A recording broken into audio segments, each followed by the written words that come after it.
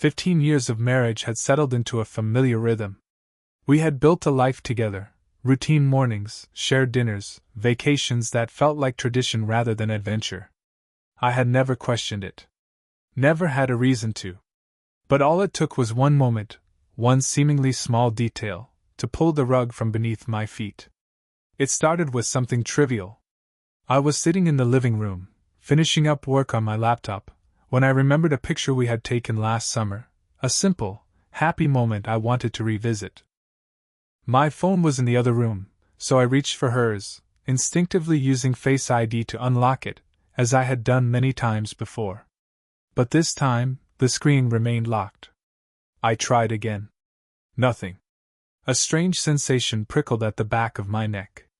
My wife glanced up from the kitchen, her expression shifting the moment she saw me holding her phone. It was subtle, but in that split second, something in her eyes flickered, something guarded. "It's not working," I said, keeping my tone light, as if it was nothing more than a technical glitch. "Did you reset Face ID?" She hesitated. Just for a second. Then she laughed, a sound that was just a little too forced. "Oh, yeah?" It wasn't recognizing me in the mornings, so I set it up again. I nodded, but something inside me had already latched onto the feeling that this wasn't just a harmless change. The moment passed, and I let it go. Or at least I tried to. Over the next few days, little things began to stand out. Her phone was always face down. The notifications, which once flashed casually on her screen, were now hidden. She took it with her everywhere, even when moving from one room to another. And then there were the moments she would smile down at the screen, fingers moving quickly before locking it and setting it aside. I wasn't the jealous type. At least, I had never thought I was. But doubt, once planted, had a way of growing. One evening, as we sat across from each other at dinner, I watched her in a way I hadn't in years. The way she tucked her hair behind her ear, the way her fingers toyed with the stem of her wine glass. She was right in front of me, yet she felt farther away than she had ever been. "You've been working late a lot lately," I said, my voice even. She barely looked up from her plate. "Yeah, things have been crazy at the office. You know how it is." I did know. Because for years she had told me everything, small office dramas, frustrating meetings, even the mundane details of her commute. But now, her words felt rehearsed, like an answer she had prepared in advance. That night, lying in bed beside her, staring at the ceiling, I tried to push it away. I told myself that I was imagining things, that after so many years together, it was natural for routines to change. But deep down, a quiet, gnawing voice whispered a different truth: something was wrong. I just wasn't ready to face it yet. The following morning, I found myself paying closer attention. As she got ready for work, she seemed distracted, her movements more hurried than usual. I noticed how carefully she picked out her outfit, how she checked her reflection one extra time before leaving. She had always been particular about her appearance, but this was different. There was a deliberateness to it, a kind of effort that hadn't been there before. At work, I couldn't focus. My thoughts kept drifting back to her, to the shift I could feel but couldn't quite explain. I replayed every odd moment in my head: her locked phone, the quick smiles at her screen, the way she had begun lingering in another room when taking calls. Individually, they were insignificant, but together, they painted a picture I wasn't sure I wanted to see. That evening, as I arrived home, I expected to find her in the kitchen, preparing dinner as she usually did. But the house was quiet. Too quiet. I checked my phone, no messages. A glance at the clock told me she was late. I told myself there was a logical explanation. Traffic. A last-minute meeting. Something ordinary. But when she walked in nearly an hour later, her cheeks flushed from the cold night air, I saw it again, that flicker of something guarded in her eyes. She greeted me with a smile, setting her purse down on the counter, moving through the room as though nothing were amiss. I wanted to believe her. I wanted to believe that everything was as it had always been. But that gnawing feeling wouldn't let go. The next few days were a test of my patience. I told myself I was overthinking, that years of trust could not be undone by a few odd behaviors. But the feeling of unease was relentless, creeping into the quiet moments of my day, seeping into my thoughts when I least expected it. The signs were there, small and insidious, each one piling onto the last. Then, one evening, she said she had a work dinner. It was a reasonable excuse, one that she had used before, but something about the way she avoided my gaze made the air between us feel heavier. I nodded, not wanting to push, but the nagging thought wouldn't leave me. When she left, I sat in the silence of our home, staring at my phone, my mind racing through possibilities. A thought struck me then. Months ago, I had set up a location-sharing app on her phone, something we had both agreed on for safety when either of us traveled.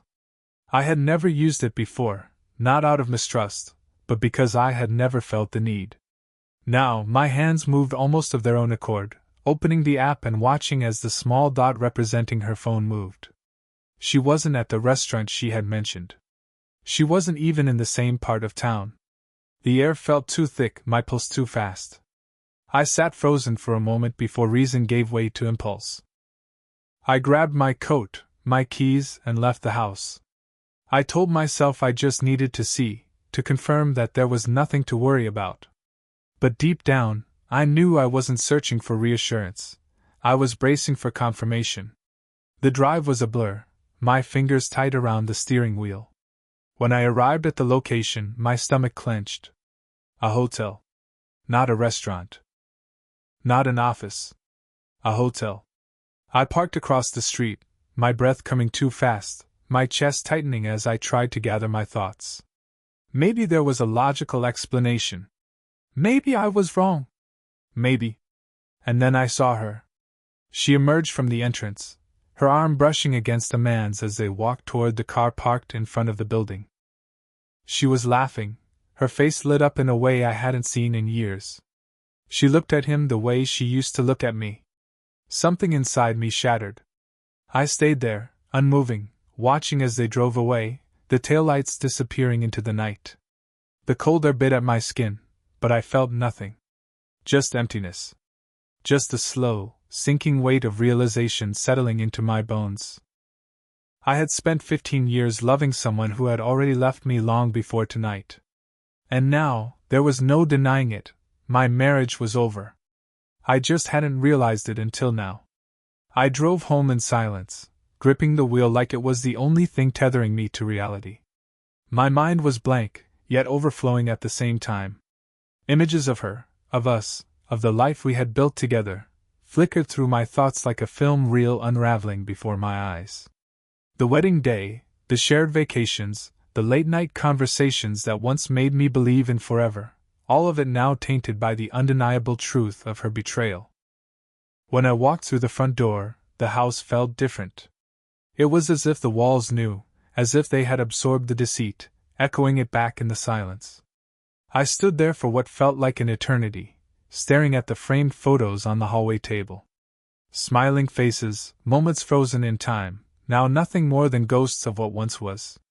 I walked to the bedroom and sat on the edge of the bed, staring at her neatly arranged pillows, her nightstand where she kept a book she never finished. I had shared a home with her for 15 years, yet I suddenly felt like a stranger here. I had been blind to what was happening right in front of me. How long had it been going on? How many nights had she left under the same excuse while I sat here, content in my ignorance? Anger threatened to take root, but it was drowned out by the overwhelming ache of loss. I wanted to scream, to break something, to demand answers. But I knew there was no answer that could undo what I had seen, no justification that would make it hurt less. That night I didn't sleep. I lay awake, staring at the ceiling, listening to the faint ticking of the clock, each second stretching endlessly. By the time the first rays of morning light filtered through the blinds, I had made a decision. This wasn't going to destroy me. I wouldn't let it. She had already taken too much. I wouldn't give her my dignity too. I didn't know what my next step would be, but I knew one thing for certain. I was done pretending everything was fine. The morning after my discovery felt surreal, as though I had awoken in a version of my life that no longer belonged to me. The woman I had loved, trusted, and built a life with had become a stranger in the span of a single evening. I moved through the house like a ghost, each object haunting me with memories now tainted by betrayal. I didn't confront her immediately. I knew I should have, knew that most people would have exploded with rage, demanding answers, fighting for some form of closure. But I wasn't most people, and I wasn't interested in screaming matches or empty apologies. Confrontation would give her a chance to lie, to twist the truth into something palatable. I didn't want palatable. I wanted the truth, raw and undeniable. And more than that, I wanted justice. For years, I had been the dependable husband, the one who made sacrifices, the one who ensured she never had to worry about anything. And this was my reward? To be tossed aside like an afterthought? No, I wouldn't allow it. I had spent my life being rational, and now, that rationality would become my weapon. The first thing I did was begin to untangle our finances. I had always handled the bills, the accounts, the investments. Over the years, I had ensured we lived comfortably, never worrying about money. But now, every transaction, every joint asset, every shared responsibility became a tool for my escape and her downfall. I went through every bank statement, every insurance policy, and made calculated adjustments. The joint savings account? Transferred to one in my name alone. Credit cards? Cancelled, leaving only the ones I knew she used. The house? In my name, thanks to a refinancing decision years ago that she hadn't bothered to question.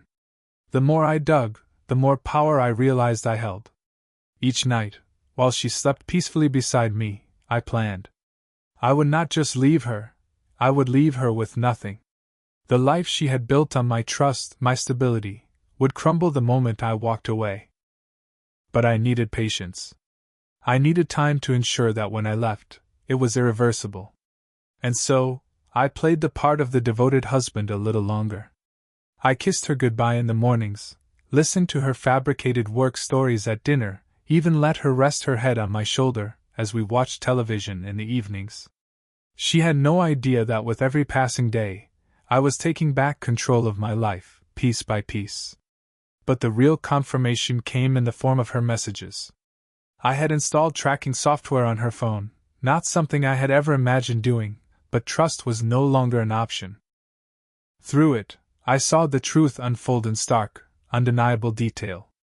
The messages with him were not just occasional flirty exchanges. They were filled with plans, admissions of love, complaints about me. She told him that I was boring. That our marriage had been dead for years. That she had never really been in love with me, just in love with the comfort I provided. I had thought I was past the pain of betrayal, but those words cut deeper than I had expected. Not because they were true, but because she had made me believe otherwise for so long. She had spent years lying to my face, taking from me, building a future on deceit. I clenched my fists, swallowing the urge to act immediately. No, I wouldn't lash out. I wouldn't give her the satisfaction of knowing she had hurt me. Instead, I would make sure that when the time came, I would be the one walking away, while she watched everything slip through her fingers. As the days passed, I became obsessed with planning my exit. Every spare moment was spent refining the details, ensuring that no stone was left unturned. I reached out to a lawyer, discreetly of course. I laid out my case, presented the financials, the evidence, the proof of her betrayal. The attorney listened carefully, nodding at my every word before leaning back and offering a simple, firm response. You're in a strong position. We can make this work in your favor. That night, I allowed myself a rare moment of satisfaction. She thought she was in control, that I was oblivious. But she had underestimated me, as she had so many times before. It was almost laughable, how careless she had been, how easily she had left a trail of destruction without ever considering that I might pick up the pieces and use them against her. By the time I was ready to leave, I had erased every trace of hesitation. There was no room for doubt. I would be gone before she even realized what had happened. And when she finally did, she would have nothing left but regret. The day of my departure was set, every detail accounted for. I had played my role perfectly, never giving her a reason to suspect that her world was about to come crashing down. And yet, as I packed the last of my belongings into the trunk of my car, I felt no satisfaction, no triumph. Only a strange hollowness, a quiet realization that what I had once cherished was now nothing more than a carefully dismantled illusion. But I wasn't leaving without a final act of closure. She had taken from me, lied to me, built a world in which I was nothing more than a convenient accessory to her double life. And so, as she returned home that evening, blissfully unaware of what awaited her, I sat in the living room, waiting. She hesitated when she saw me, her gaze flickering to my suitcase near the door. That was the first crack in her carefully maintained facade. But still, she composed herself quickly, offering a practiced smile as she set her bag down. I wasted no time. I slid a folder across the table, thick with the weight of betrayal, bank statements, printed conversations, photographs. Evidence of her deceit, undeniable and final. She flipped through it, her face losing color with each page. Her lips parted as if to form an excuse, an explanation, but nothing came. I watched her unravel, the reality of her actions crashing down on her in real time. She tried, of course.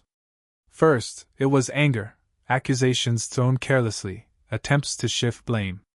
Then came the bargaining, the feigned remorse, the desperate attempts to make me stay. But it was too late. She had made her choices, and now, she would live with them. I stood, my voice calm, controlled, as I told her exactly what was happening. The divorce had already been set in motion, the financial assets stripped from her grasp, the comfortable life she had grown accustomed to slipping through her fingers. There was nothing left for her to take. For the first time in years, I saw fear in her eyes, not of me, but of the consequences she had never thought she'd face. And then, I walked out the door, leaving her to sit alone in the ruins of the life she had destroyed. As I stepped outside, the crisp night air filled my lungs, sharper, clearer than I had remembered it being in years. The weight I had carried for so long was gone. I wasn't free yet, not entirely, but I had taken the first step toward reclaiming myself. The sound of the city moved around me, distant and unfamiliar, as if I had stepped into a new world, one where I no longer played the fool. I drove with no real destination, just the need to move, to feel the road beneath me, to put distance between myself and the remnants of my past. The headlights blurred as I thought of all the nights I had spent questioning, doubting myself, convincing myself that what I had felt was paranoia rather than intuition. I would never make that mistake again.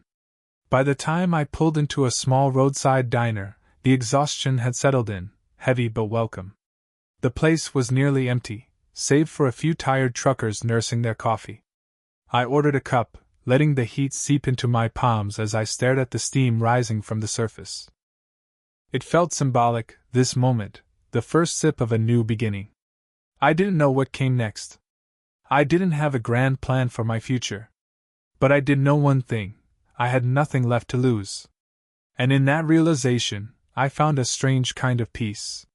Years passed like pages turning in a book I had long since put down. I rebuilt my life far from the remnants of my past, in a quiet town where no one knew my name. The weight of betrayal faded, replaced by something lighter, an acceptance that not all stories end the way we expect them to. I had started fresh, leaving behind everything that once defined me. The house, the routines, even the name I had written on countless legal documents, gone. In their place, I had carved out something new, something that belonged to me alone. The pain of the past had not disappeared entirely, but it no longer ruled me. Then, one day, the past found me again. It was an ordinary afternoon when I received the message. A number I didn't recognize, a name I hadn't spoken in years. My son. He was no longer a child but a grown man with a life of his own, one that I had not been a part of for too long. His words were careful, uncertain, but beneath them, I could hear the echoes of the past, of the lies his mother had told him, of the years he had spent believing I had simply vanished, abandoning him without a second thought. But now, he knew the truth. He had uncovered the deception, the stories woven to paint me as the villain. And he wanted to see me. Not with anger, not with blame, but with a quiet hope that perhaps it wasn't too late. I stared at the message for a long time, the weight of it pressing against my chest. I had left to save myself, but in doing so, I had lost something far greater. I typed my response carefully, knowing that this was a moment that would shape the future. And as I pressed send, I realized that while I had lost a marriage, a life I once thought was unshakable, I had not lost everything. Some doors, it seemed, were not meant to stay closed forever. The days leading up to our meeting were filled with uncertainty. I had envisioned this moment 1,000 times, but now that it was real, I found myself grappling with an unfamiliar fear. Would he resent me for leaving? Would he see me as a stranger? Or would he recognize that the man who stood before him was still his father? When the day arrived, I drove to the cafe he had chosen, my grip tightening on the steering wheel with every passing mile. The world outside the window blurred together, my mind racing through memories I hadn't allowed myself to dwell on in years. The sound of his laughter as a child, the weight of his small hand in mine, pieces of a life I had thought were lost forever. When I finally arrived, he was already there, waiting. He looked up as I entered, his expression unreadable. For a moment neither of us moved. And then, slowly, cautiously, he stood. I took a breath, steadying myself, and stepped forward. "Hi, son," I said, my voice softer than I intended. And then, with a hesitation that melted into something almost familiar, he smiled.